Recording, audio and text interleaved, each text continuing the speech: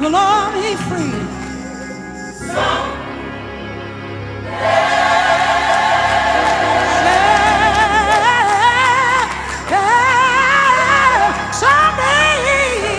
Someday we'll all be sure gonna be free. One of these old days, one of these old days, we're gonna all be free.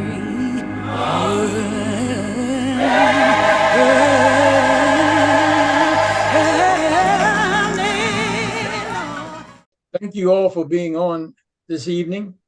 And we're going to have a number of farmers as well as USDA employees participating, as well as advocates. I want to thank everyone that is on the screen for taking out your time this evening to talk about the many individuals that have passed on, the many individuals that have made sacrifices for you, or made sacrifices for many people who are not able to speak for themselves. We're going to start this out, and we try to do this most of the time, but it's important that we start with a prayer. And we have Robert Binion from Alabama with us today, and he's going to open up with a little prayer. Thank you very much. Good evening, radio listeners. My name is Robert R. Binion from Clanton, Alabama. Let us pray. Most righteous Father, Father of Abraham, Jacob, and Isaac. Father, we come one more time again with bowed heads and humble heart. Dear God, we come giving thanks this evening because of you. And most of all, Jesus, you died for all our sins and all our iniquity. And most of all, just heal the land for us as I pray right now. And Father, we bless this show to go forward. In Jesus' mighty name we pray. And everybody on the show, you bless them. In Jesus' mighty name. Amen. Thank God. But I have Mrs. Bernice Atchison from Alabama, and maybe what we'll do is, Mrs. Atchison, can you tell us about some of the farmers we've lost?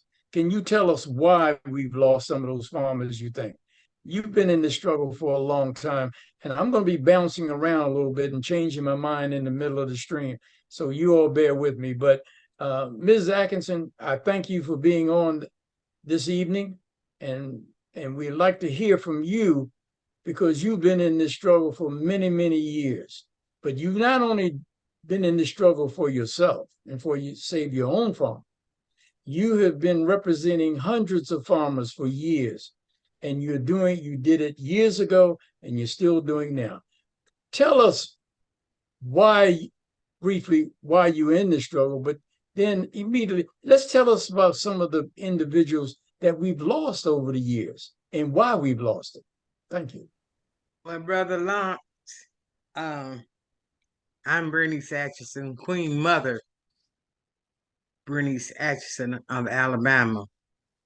I've been in this struggle ever since 1981 and have the paperwork to prove it. I have participated in many of the hearings that has been held in Washington and in other places. I've been active in the aid and assistance to the farmers in our area. At one while, there was just only Mr. Robert Binion and myself trying to hold the whole thing together in the state of Alabama. And by the grace of God, we were able to do that because with prayer and supplication, God leads you and he teaches you what you need to do and how you need to do it. So we have been in this struggle for many, many years. But the pivotal point came in 2004. In 2004, after the 1999 consent decree was signed in Washington, where I met Elder Eddie Slaughter. After that was signed, they had to give notice that it had been signed and that there was a lawsuit available to the farmers. Well, in Alabama did not get sufficient notice not posting in this area. And of course, it took me 4 years from 99 to 2004 to prove and convince Paul Freeman, who was the judge, that we had not been given due process of the law, and whereby I was claiming that we were being deliberately left out of the lawsuit because they was discriminating against us in Alabama. Well, Mr. Freeman said, well, she's just a little old woman from Alabama. She don't know nothing. She got that little old pitty-witty farm down there. So I'll just write her a letter and tell her, if you want justice, go to Congress. Well, he didn't know who I was and whose I was. So I appealed to Congress, the Justice Department, and I wrote letters to many of the congressmen, representatives, met with them in Washington, stomped the hill for a while. And in 2004, I had so much evidence in there to prove that what I was saying was truthful. They called me to testify before the judiciary hearing. And when they called me to testify before the judiciary hearing, that's where I met Mr. Lawrence Lucas. I have a 40-page complaint form to fill out to be eligible to receive what is due. Now, if that's not ongoing discrimination and fraud, I don't know what is. Because in this 40-page, here we go again. They have not given us discovery, nor has they given us appeal rights. So now, what are we going to do? How are we going to do it? What I would like for you to do now is move your conversation to many of the farmers that we've lost because of this kind of shenanigans that's going on at the U.S. Department of Agriculture. I would like for you to talk about some of those farmers that you know that have passed on and why you think that some of them have passed on because of the treatment that they've gotten from USDA. Thank you. Well, we can begin with Brother Elder Eddie Slaughter, and then we can move to Mr. Bates. Reverend Elder Slaughter, I met him in 1999, and at that time I had a brain injury and was coming out of that and had lost part of my memory. And he and a man by the name of Obi Bill became an intricate part of my life. Brother Eddie Slaughter, during the time we were fighting so hard, he lost one of his legs. But we was in the middle of this Wise case in Washington, and we were doing all we could do to aid and assist Mr. Wise, who him and his wife had gone through a terrible, horrific situation. The day that we was at the Supreme Court with them, she got sick in the courthouse and had to be rushed to the hospital from the courthouse in Washington. So, and then shortly after that, Mr. Slaughter had to go back to the hospital for a kidney transplant.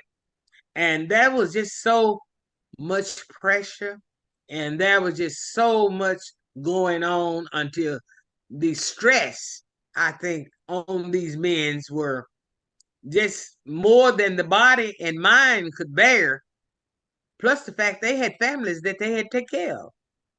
We still, even though we go through this stress and stuff, we got our homes to take care of. We got our farms to continue, or we'll lose them.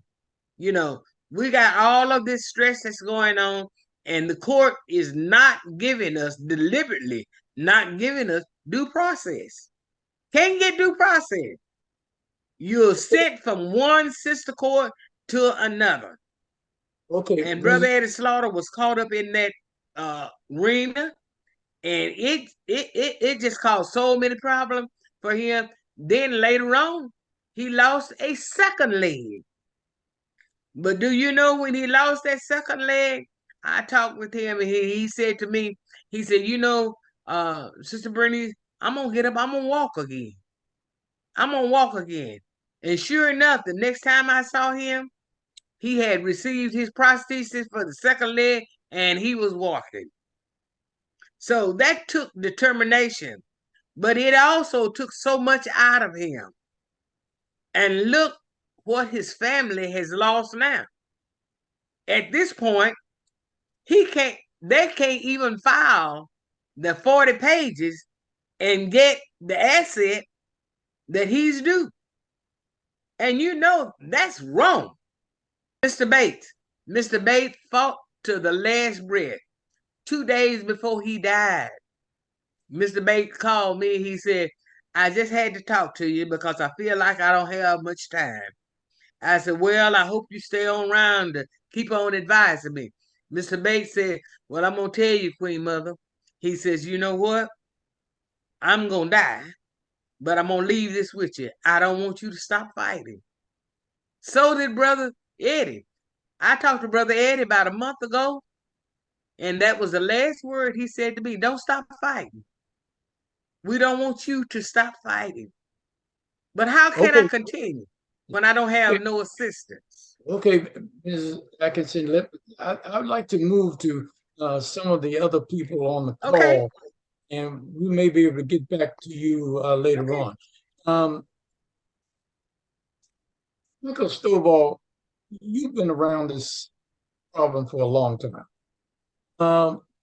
And I know that Dr. Waymon Hinson has put together a list of names, but can you just briefly tell us about some of the farmers that are lost real short and summarize each one, some of these farmers that we've lost and in the conditions that they were under for many years because of the discrimination at the USDA. Michael Stovall from Alabama, let's hear from you. Good evening. My name is Michael Stovall. I'm here in Town Creek, Alabama. I'm the fourth generation of farmers. I have been in this fight for 30 years now. I have seen numerous of farmers that came to Washington, marched behind those mules back in the 90s, trying to get justice and trying to not only get justice for themselves, get justice for many farmers. I've seen Mr. Harry Young, Mr. Ed Slaughter, George Gilbert, Bates and Breckenridge, and so on and so on, James Meyer. Many farmers that I have seen and many civil rights attorneys and many advocates like Mr. Lawrence Lucas and many other ones, Bernice Atchison. I can go on, Leroy Smith, Dexter Davis. I can go on talking about many farmers that stood with the farmers that's not here anymore. And a lot of farmers are sick today because of the fight and the stress that the USDA have done to their lives for many, many years. And we lost a lot of farmers because of the struggle, trying to hold on to the land, high blood pressure, diabetes, cancer, stress, endured and taking their lives at an early age. So being moving from the age of 29 to 60 and a few more days, I've seen a lot of people die. And a lot of people is dead that I don't even know because of the USDA have encountered over their life criminal. What the U.S. Department of Agriculture had did to these farmers because they wanted to farm the land. We have lost farmers to the struggle just because they wanted to farm. And USDA knows exactly who those farmers are, how much land they have taken, how much the land is worth today. You know, it's criminal that Congress set up there and allow the pain and suffering of these families to continue in 2023. And it's been going on since for $1 trillion for these black families. We don't have hardly no farmers, but they put out a 40-page, that ain't nothing but a just department, a way to, it's a closing machine to outside complaint already out there to demolish the complaints, destroy the rest of the black farmers. How can you get a 40-page to these farmers that's in their to fill out? Don't even have a economist. You can't even get from 0 to 500,000 if you don't have an ag economist. That's senseless. Then you don't have appeal rights. What kind of mess? You already admitted that you discriminated against these farmers. They need to go back. Pick for farmers, pay all the farmers, the heirs of the farmers, the land that they have wrongly taken, because they have a list of them. And they knows exactly, if you go into USDA, your application going to ask you male or female, are you black or white? Those whose land has been taken, they need to compensate those families. All those farmers that are dead now, all theirs need to be compensated for the land. The U.S. Department of Agriculture has so many farmers. We had farmers in Mississippi hanging by trees in front of the tractor. Those are kind of things that we can go back and remember what they have done to these farmers.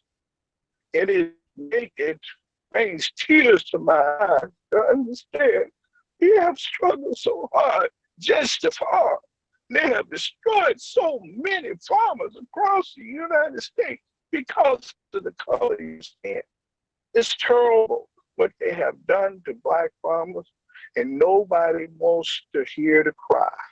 Everybody wants to get on the tit of USDA to see this continue to go on. We got black leaders out there going around the country signing up these farmers because they want to continue to see the struggle and the pain and suffering of these black folks. And no, it's not right. They got a voice in the public, but they rather these farmers suffer to tell the truth of what's really going on and what needs to happen to bring truth to these black farmers. And these 40 pages are not it. Pay these farmers to do and allow these farmers to continue to live their lives. Pay the heirs to the farmers that are dead. So, I mean, I ain't talking about no $500,000 or $500,000 won't buy no farm today. Pay them according to the price of the land that you're taking, whatever crops grown on it. Pay these folks. USDA have destroyed and continue to destroy black families across the United States of America. And also employees of the USDA that wants to do the right thing, they're going to get rid of you. They're going to demote you. They're going to treat you so bad, you don't have no position but to find a new job. That's how bad they treat people because they want to do the right thing. And if you don't do the right thing, if you do the right thing, they're going to make you suffer. And you got people out here riding around the country.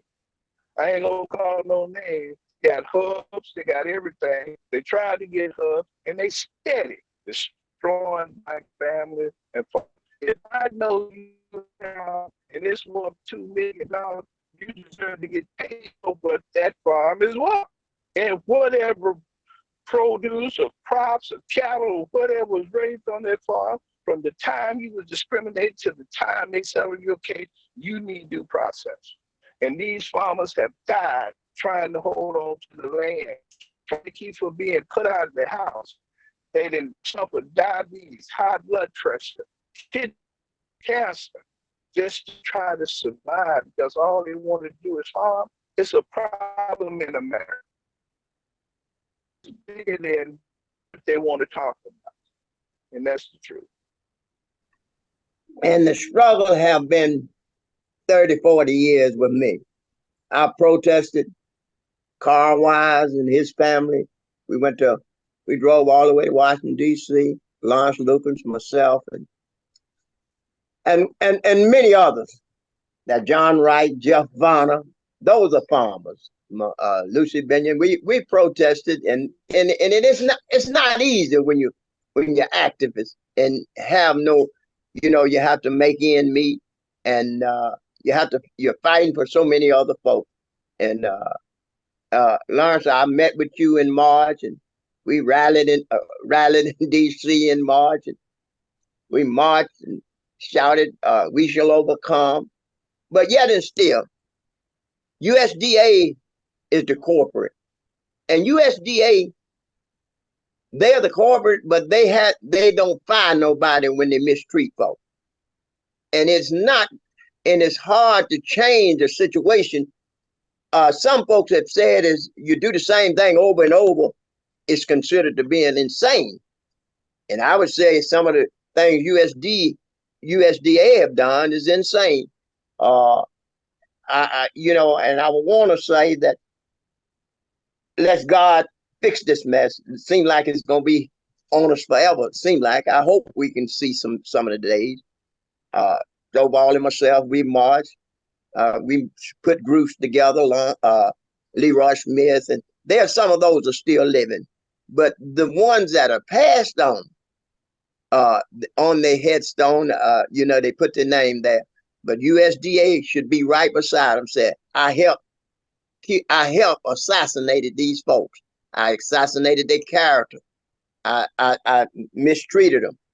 And until we get some justice, Mr. Lucas, I've been backward and forward with you many years, and we've talked about it. And I thank you for continuing your fight, and thank Miss Bernice and Stovall, everybody who's continuing on. And because it puts the burden upon folks. First, we got one strike against us when we come to the door of USDA, and what they done to us, it's a pity and a shame what they done. But what we have went to Congress, we went to the Senate. I talked to Booker back here in March when we was up there, and he said he was going to see if we could make it right. Their right doesn't sit well with me, because farmers are still being mistreated from Alabama to Mississippi to Arkansas, Louisiana, all over the United States.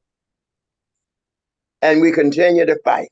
And I want to thank you all, the Atchisons and the Lucas and the Stovalls, and that y'all continue your fight. And I was looking this morning in my old briefcase, where I filed case after case in Montgomery, Alabama, in the federal courthouse.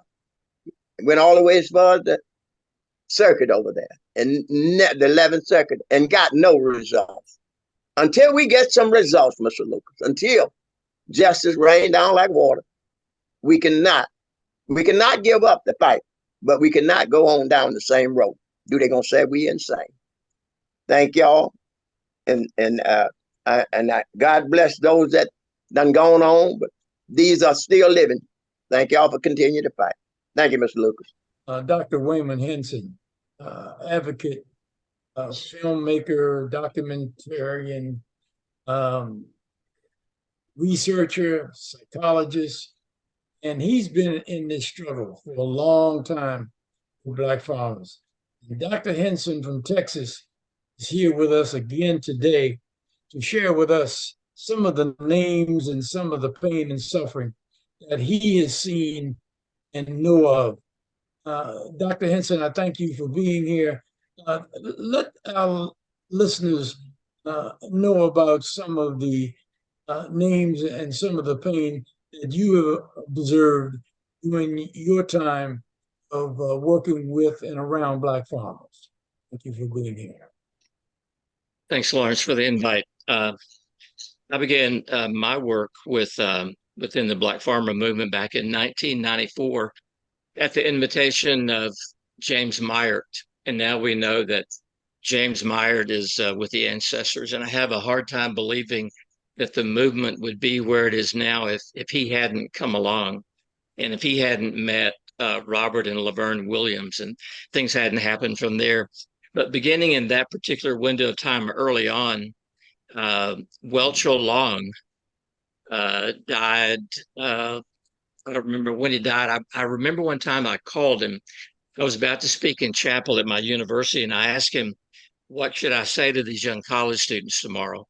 And what he said was that we all need each other and we need to stay in it together. But by the time I met him, he was blind in one eye.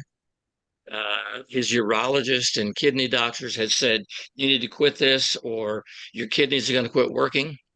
And then just about 4 months ago, his youngest son, Charles Long, died. And then right about the time that I met Mr. Long, I also met James Bowie and his family in Louisiana. And at that time, Mr. Bowie had already had a stroke and died not long after he got his settlement. And his wife passed not long after that. And she had had a severe mental illness that took her out. When you stay awake all night, waiting for somebody to come and take your land, it's insomnia, staying awake all night, that'll eventually wear you out and you'll eventually die from it. I met George Hildebrand, and if you're sitting in George Hildebrand's living room, looking out the window, looking out at the Missouri River, that's really easy to know why it is that somebody wants his property. It's a beautiful, beautiful, pristine place. Met Harry Young at the same time that I met you, Lawrence, back in 2006 in Memphis. And the story was so incredible that he had paid off all of his indebtedness. But USDA and FMHA came along and said, no, you didn't.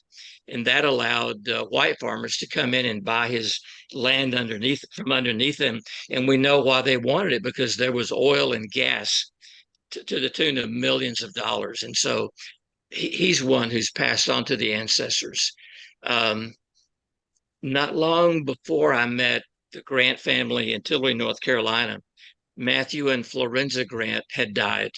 And if you go out to Tillery, you see on the Grant's family is the sarcophagus where Matthew and Florenza are still lying in state. And I feel like I've gotten to know them off and on through the years with the closeness that I feel toward Gary and Van and little Gary and all. But in the documentary, Gary says that he believes that the USDA killed his mother and father and his younger brother and his older brother as well. So the relentless stress of waiting for somebody to come and take your property, walking into the FSA office, knowing what you're going to get, and then you getting it all over and over and over and over again, that stress just wears people to the bone. I met Rosalie Murphy back in the day. One farmer that nobody knows, I think, because he lived out in West Texas and was a real private kind of a guy.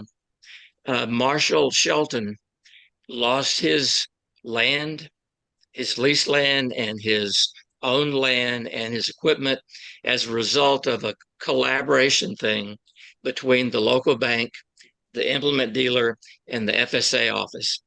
And when he's up to date on all of his loans, he's in a partnership, and he and his partner are up to date on their loans. But the bank one day decides to call a $20,000 note due and payable because they knew that Mr. Van Zandt and Mr. Marshall could not pay it. And that whole collaboration started the downhill spiral. And while his wife was home recuperating from COVID, he was in the hospital dying of COVID. And so they were doing exactly what they did with Eddie and a whole bunch of other people, Slaughter and a whole bunch of other people, this whole offsets business. And so Mrs. Shelton has gotten debt relief, but it was through her husband's name. But they were pulling money, 15% out of any check he got. And so that's just really wrong. So the pain and suffering I don't think could be said any better than Michael has said it. But this stress, this constant stress, wears people to the bone. And I believe there's something that I wrote on my blog last week. It's called "You Must Choose a Side. Justice Demands It." And what I really tried to say there is that racism is an evil, and anybody who stands by and watches evil take place, they are just as much a culprit as are the people who are doing it. So there's some unnamed farmers in that particular article because I began to list what happened, what was the evil that happened to so and so, and there were like 5 or 6 different big events that led to land loss. And so I think putting a spiritual spin on it, as Mr. Slaughter and Mr. Binion, you would, I think there's a lot of evil going on in America these days, and evil is personified in the faces of people that Black farmers have to face when they go and try to get money through the FSA. Could babble on forever, but how about if I quit there, Lawrence? I'll move on. We have Pamela Surfer, who has been in the struggle for farmers for a long time. Pamela, are you available to speak today? Yes, I am, and I apologize. I'm having trouble with my video, but can you hear me okay? I can hear you just fine. Okay, perfect. Pamela, I want to thank you for being on. You know about many of the women and the history of some of the women that came to Washington and testified, like Denise Rice and others who have made the ultimate sacrifice. Janelle Wagner, who come often. Tell us about some of the employees that you know of that have suffered, and what are the kind of process, or what kind of actions have you observed in your own case, as well as with other cases, as to how USDA controls people and deny them their rights, and they abuse them time and time again after filing complaints? You can speak for yourself as well as women. Please do so. Thank you for being here today. Well, hello, everyone. My name is Pamela Messel, and I just want to thank you for the opportunity to introduce myself as a past to long-term successful USDA employee. I'll start off with that I have witnessed pretty unbelievable events of violence, retribution, retaliation for women that speak up at all, and also for men who support women. I'll give you a little background just so it makes sense where I'm coming from. Throughout my 23 years in wildland firefighting, I've safely performed work on over 500 wildfires and natural disasters in 15 states and 3 countries. A little just snippet about me: I have an impeccable employment and safety record, working thousands of hours on the front lines of fires and disasters for USDA. USDA recognized me as the first female hotshot superintendent fire leader in Nevada, Idaho, and Utah. And throughout my career, I received leadership and safety awards for my work accomplishments. So I always put in a lot of hard work. It's how I was raised to be and what my ethics are. I worked a long, successful career as a hotshot firefighter, breathing smoke for over 2 decades. In one of my last positions, I tried to hire minorities and was denied hiring any Black people or Native Americans. And I live with this bad memory every day. My boss in Nevada said, and I have never said this before, but his words bear repeating in this meeting, quote, "We don't hire those kind around here," end of quotes, was William Dunkelberger's statement. If you look at my crew, you won't, in the past years, you won't see any of these incredible minorities on my hotshot crew. As a result of this, I was assaulted. I went through assault, battery. I was stalked. My property was damaged, and I was forced to repeatedly seek help from police, and finally told to leave Nevada by law enforcement in Carson City after trying to hire minorities. I was forced into undisclosed locations, lost all my retirement benefits career after a long, successful career in fire leadership, and was sidelined to date by USDA from helping in time of crisis as a federal first responder all while USDA has a big shortage of women and minorities like me. The latest in the past week, Carlton Hayden with EEOC, Office of Federal Operations, is closing all my cases, including USDA retaliation and violence documented through police reports and witnesses. This is against the law, policies, and a despicable act on the part of a federal leader. Carlton's is what he is doing in my cases is he supports the Trump rules, which the Biden administration is clearly against. Tom Vilsack has allowed these horrific events against minorities to not only slide, but supports the promotions of the persons doing the abuse. The abuse is rewarded, condoned, and met with promotion. This is USDA, and there is no denying it. I'm Caucasian, and I cannot imagine what other minorities go through and what I've seen. That's a little snippet about me and my history.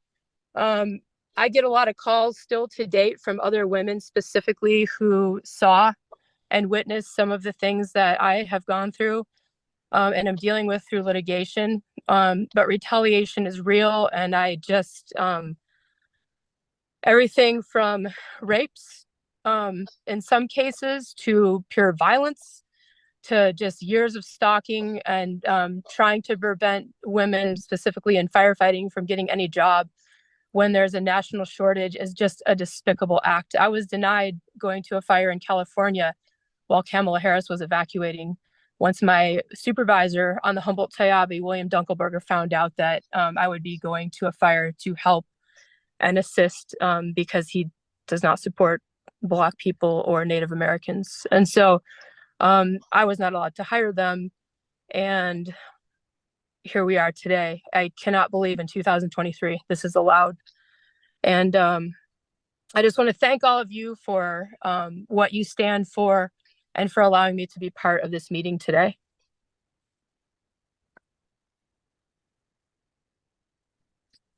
Thank you very much, Pamela. But Pamela, can you tell us, we've lost a couple, one or two employees, and I know for a fact Janelle Wagner has come to Washington many times. Can you share just a little bit about what happened to her and why you think that she may not be with us?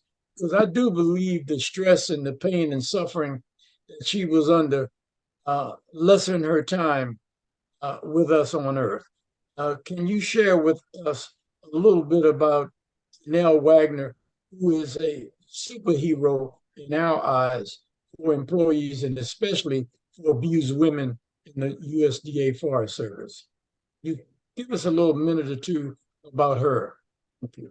Absolutely. I would love to talk about such a stellar human being, Janelle. I met her, just about maybe 4 or 5 years ago.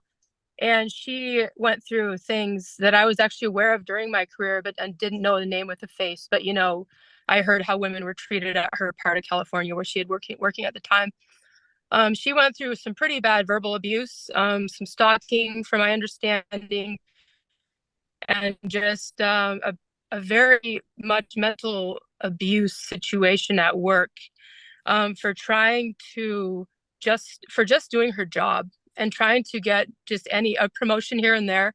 She never asked for anything over the top, but she was a hardworking woman, a strong woman, and a good leader, and her heart was fully in it. And when your heart's in it, the USDA sees that, I believe, and takes full advantage of it. Her legacy is one that will always be remembered because she fought so hard and stood for what's right to the end. She was there for me when I was going through stalking in Nevada and helped me a great deal. I have her to forever thank before she passed away, and she had this little picture frame she wanted to send me to Pamela. Keep going, keep fighting. Justice is worth fighting for. Keep on down. And I will forever carry her legacy on with her hard work, her dignity to the end, how she helped rescue animals, how she helped neighbors, how she impacted people like me. And the agency abuse and retaliation and not willing to even pay her for her work on the clock, on federal time, helping people on wildfires. They denied her pay, and not even just equal pay, but pay. I don't know how some people sleep at night. That's all I'll say about that. But the stress of that became a great burden.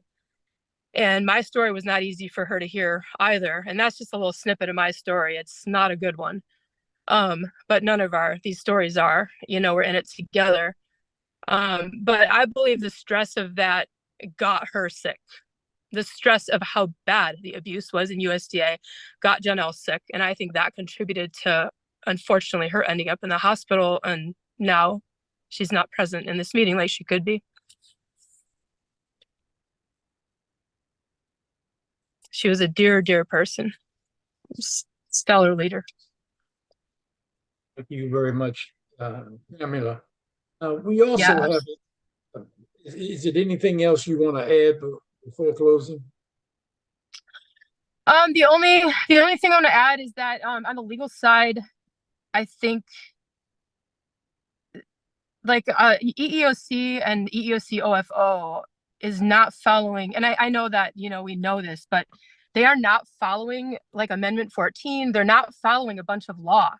They're not providing any due process. And I know it's been mentioned, but due process is pure and simple being thrown out the window. Yeah. And that is like, I can't believe that's being allowed on the scale it's being allowed. Vilsack knows this. He knows all about this. Sonny Perdue, I talked with his office. He knew about this. But Vilsack's been around a long time, and he knows that these players are being promoted who are denying due process, and they're enjoying retirement. And then if you stand up and you're a person, a Black person, a Native American, a female, who stands up and says, I am not going to be hit and physically punched in the office or anything else all of us have gone through, your retirement's taken. But the person that took it, they keep their retirement. That is absolutely not even unjust, but it's against the law. And it does not coincide with what, for instance, Mr. Carlton Hayden stands for, according to what he has to sign as his oath of office and what's on the EEO website, and according to what he agreed to in his job position. He's going against what he is saying. And why isn't he held accountable? Why is this being allowed? That's just the only thing I wanted to mention. And I think we have a powerful voice sticking together for what's right. I think that there are possibilities in the future. I'm not giving up hope. So I would encourage no one else to either. I want to thank you. And I also notice, thank you very much for coming on. And thank you. I always thank the ladies in the West because they have suffered so much under this administration and other administrations. It goes, a lot of this went on believe it or not, during the Obama administration. And we marched and we walked and we demonstrated and we testified at hearings.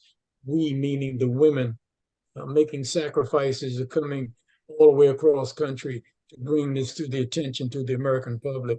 I thank you and many others, such as Janelle and Lisa Donnelly, for making all this happen. I want to next go to, I think we have from the Western region, Denise Rice. Denise, I was able to get in contact with as recently as today. Denise, you have been a bastion of courage in standing up. And I'm also very sorry to hear that the passing of your husband as well. I think back on the many stories in the hearing that was held on Capitol Hill in front of Republican Judiciary Committee, Shabbat's and Trey Gowdy. We tried to get the hearing during the Democratic administration. They refused, but the Republicans decided to do otherwise. I want to thank you, Denise, for coming on. And I know the pain that you've been through, and I know in losing a loved one. It's kind of choking me up here. I'm having trouble talking myself. But tell us a little about what you have experienced in the USDA Forest Service, and talk about some of the women that we've lost. Talk about some of the exercises that, or some of the abuse that USDA officials had afflicted on you, which brought about your early retirement.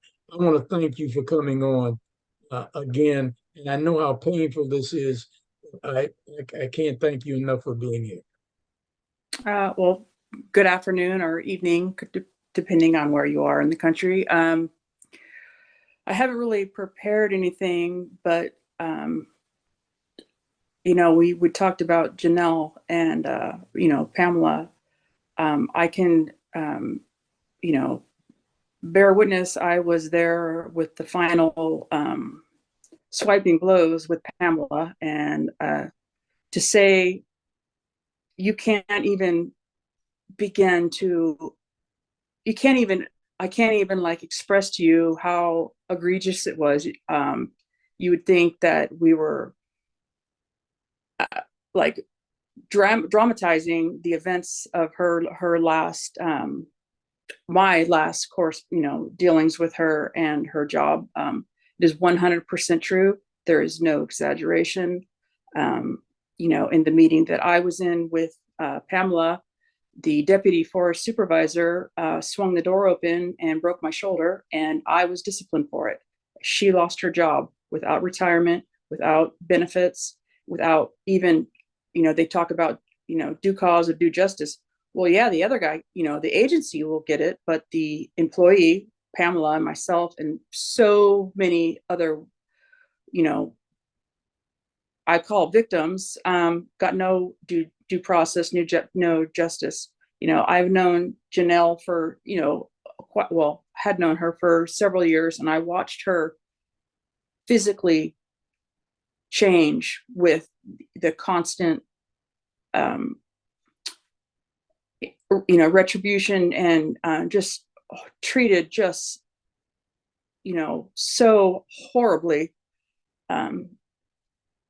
Just as an example, my husband passed away this year, and so I had been on family leave, and when I ran out of my earned vacation and sick leave, they told me that I needed to be at work June 1st, or I had to retire. And I was just short a brief amount of time to keep my retirement or my benefits when I retired, and I was unable to do so. They had an employee come to my house while hospice was here. My husband, the day that they came here, my husband died less than 2 weeks afterward, and they were here to get their computer, and not one person in management once reached out to me with any kind of support or not that I expected it, but I would have done it for somebody else, anybody else, anybody who had been going through what I had gone through.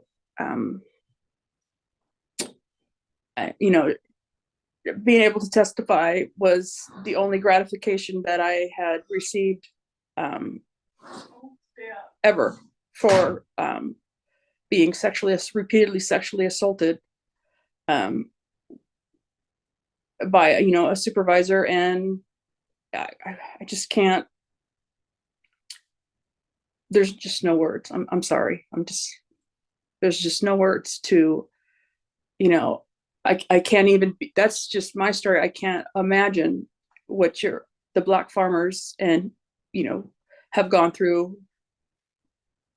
It's just, my story is nothing compared to that, but it's, the agency has all the time in the world, and they have, you talk about, you can't expect to get results by doing the same thing over and over if they don't work. Well, the agency has figured out a way to do it, is they just wait us out.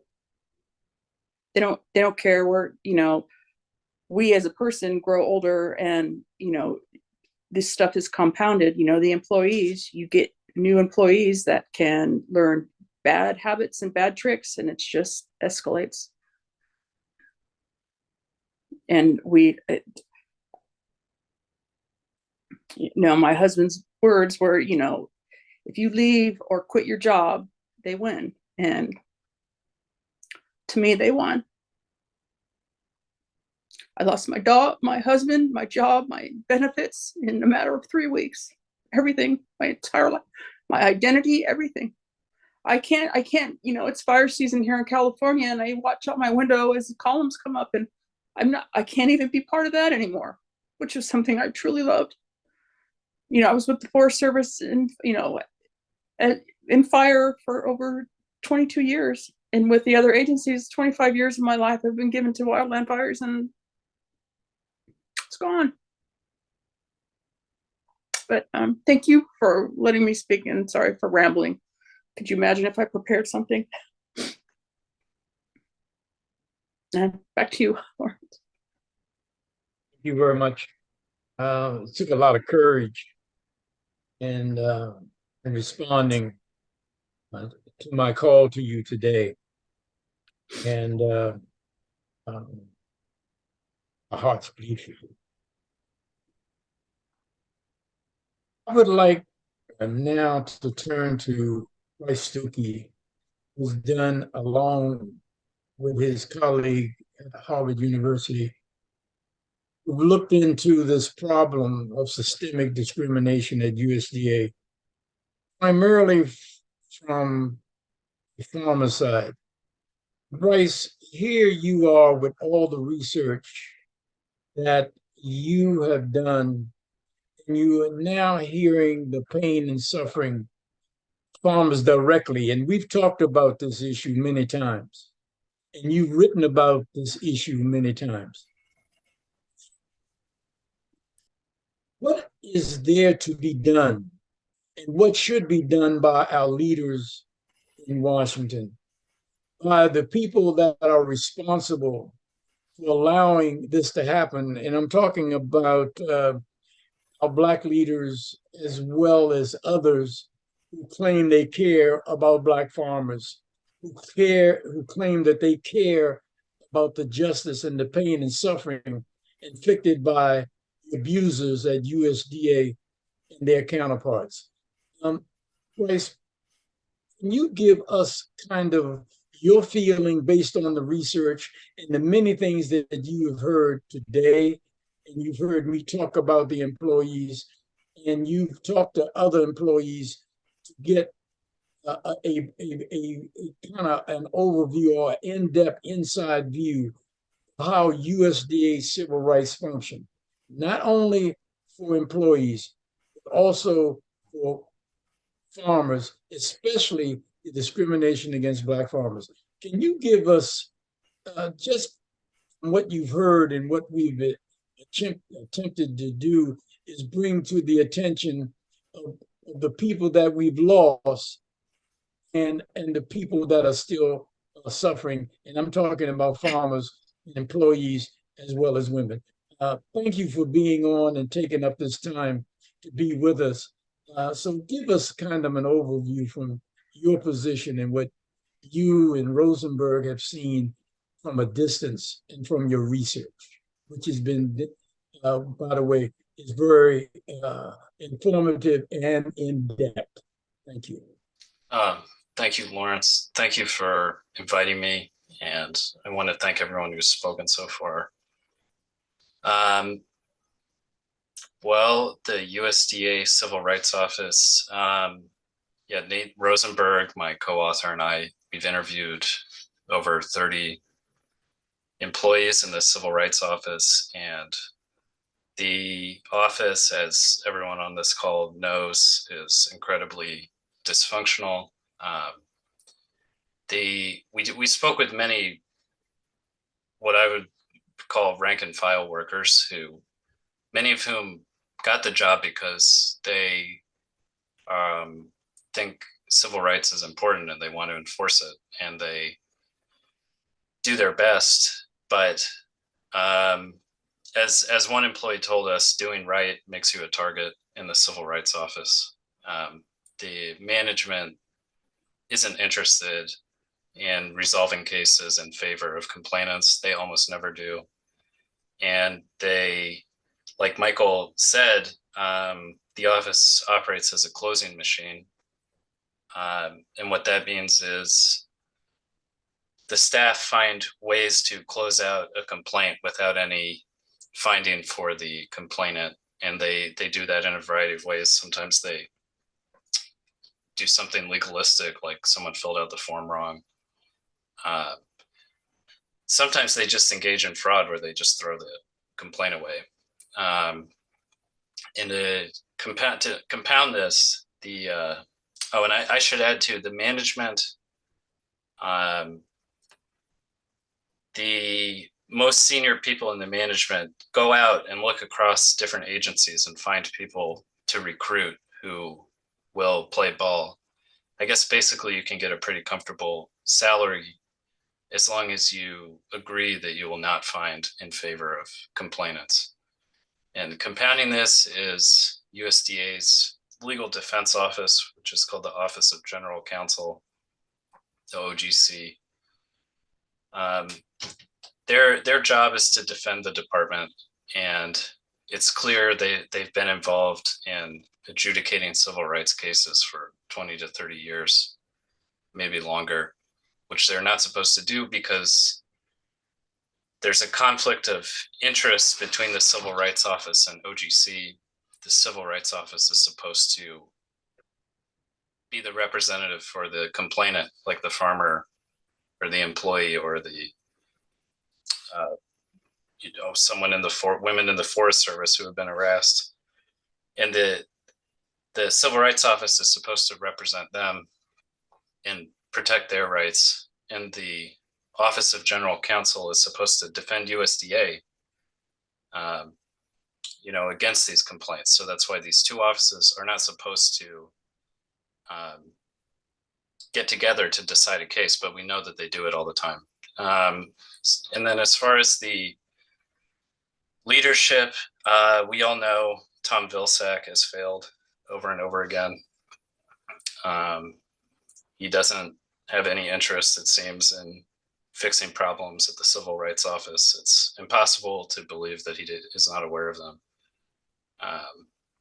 And it's completely mystifying why the Biden administration brought him back to be secretary.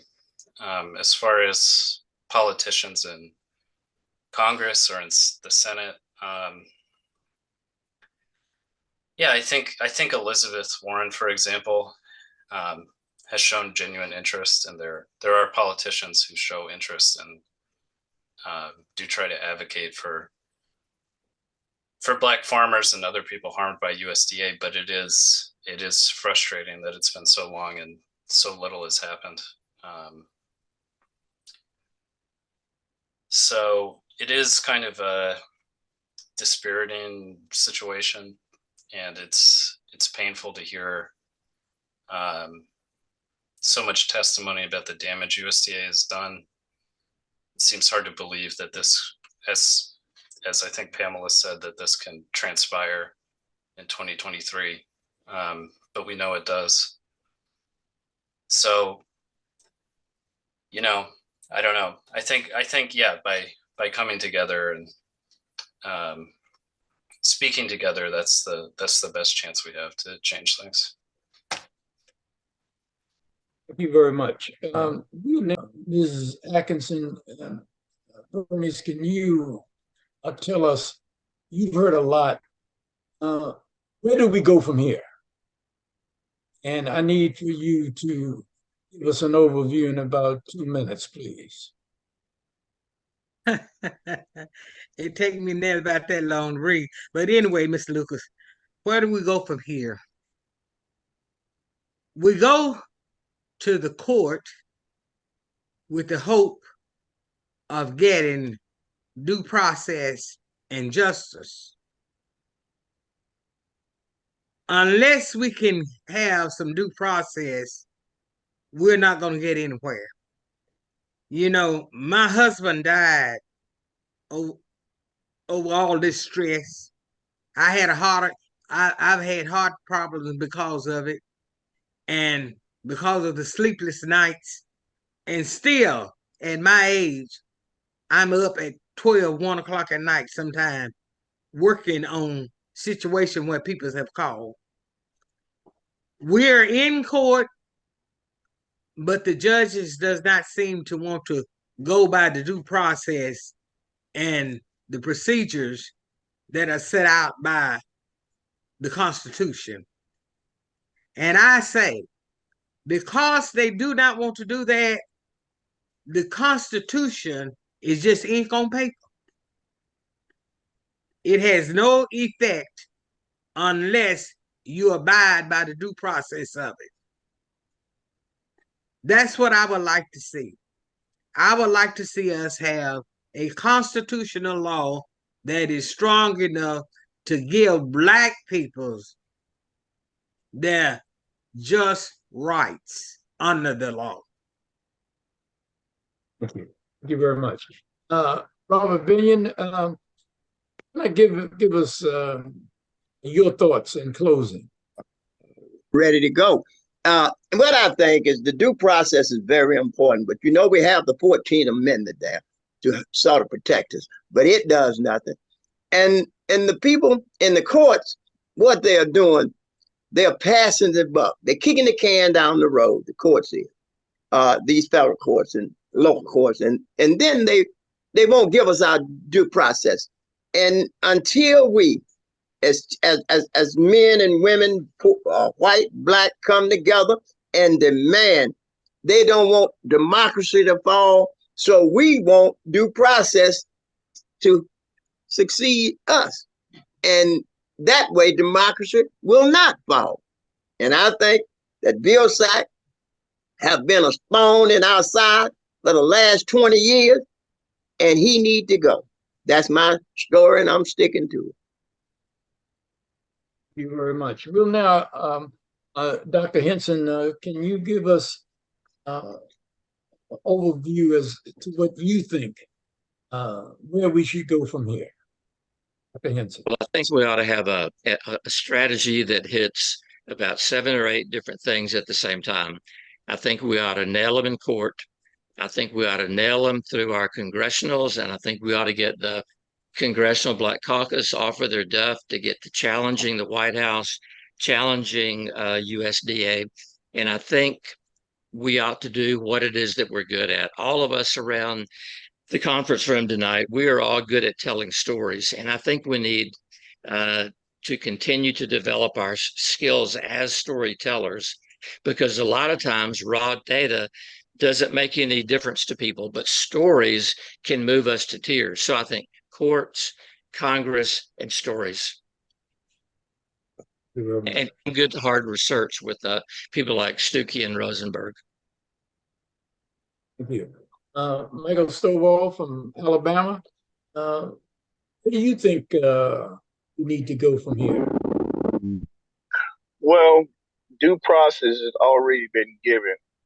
It needs to be enforced, because we can waste many years going to court trying to get pain and suffering paid to these people. We need to ask for Cory Booker and many of the ag committee senators to give due process to these farmers. Now, we already want it. It needs to be given, and it needs to be given with an outside entity to make sure that things are carried out properly. And the same thing should be given to the employees. USDA is embedded discrimination in the agency, and it needs to be cleaned up. And we don't have a lot of time to waste on courts to rule on these cases. These farmers are old. These farmers need to be paid yesterday. And we need to ask for them to enforce due process and allow due process to be given an outside agency that can carry this thing properly, and allow these cases to be resolved on the merits and use economists to resolve them. That's what needs to happen, because we don't have a lot of time to spend fighting in court. We didn't already won. We need due process given now. Thank you. Denise and anything that you all, Denise and Pamela, do you all have anything you want to add before we close?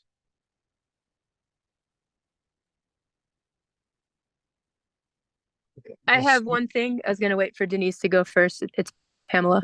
Who is this, Pamela? It's Pamela, yeah. Go ahead. The one thing that is boggling my mind is that I agree with what the gentleman just stated, that we don't have a lot of time. The people who are doing these actions that are illegal and not providing due process, they should be under the same rule set. They shouldn't be given privileges that we're not given. So it should be equal, at least in that way, if they're not going to follow the Constitution. But that being said, I'm just trying to pull up. I have a quote that is near and dear to my heart, because it's so true. The late Martin Luther King Jr., he's in one of his speeches, he said, "Injustice anywhere is a threat to justice everywhere. We're caught in an inescapable network of mutuality, tied in a single garment of destiny. Whatever affects one directly affects us all indirectly." So this is a grave situation, because the generations after us are all going to take the fall for all of this injustice. So we're experiencing it face first. But this is such a grave situation, and I couldn't agree more that let a Black farmer farm his or her land, and let a firefighter do their job, and just don't abuse people. I mean, it's simple. And so I just want to close out with those words, because those words are just very meaningful, that injustice anywhere is a threat to justice everywhere. So the people that are doing these actions that are against the law are actually hurting themselves as well. Thank you. Thank you very much. Denise, before we close, you have anything to add before we close? No, I think you, Pamela, and everybody else has nailed it. I mean, just thank you for allowing me to be here. Well, thank you all for being on today, allowing us to take up your evening to talk about many of the things that are impacting justice and challenges that we see in terms of people's humanity, or the lack of. I want to thank all of you all for being on today. I want to say, can't thank you enough for the time. This show is going to be edited and rerun again, and we will share this with you all and make sure it gets out to the social media. Thank you very much for all of the participants.